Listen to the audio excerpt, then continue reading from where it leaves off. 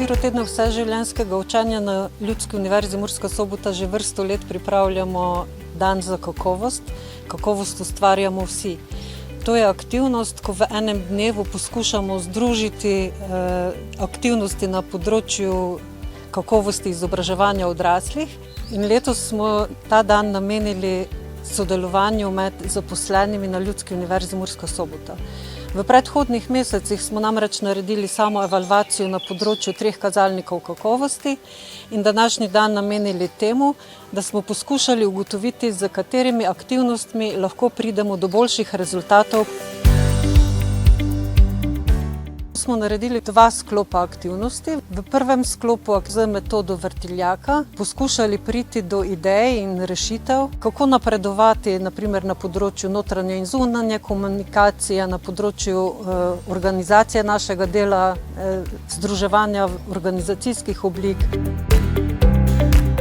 Smo dobili kar nekaj konstruktivnih rešitev in dobrih rezultatov, ki jih bomo sedaj zapisali v akcijski načrt izboljšav in potem ta akcijski načrt tudi poskušali realizirati do konca tega šolskega leta in tako izboljšati svoje poslovanje.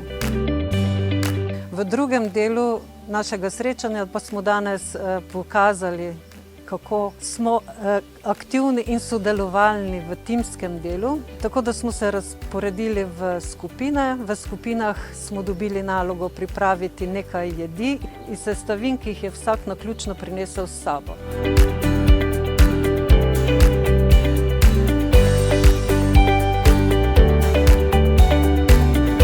Vsak zaposlen je torej prinesel od 3 do 5 sestavin. Naša naloga pa je bila, da smo potem v timu te sestavine morali znati združiti v neko skupno jed, ki smo jo predstavili ostalim sodelavcem.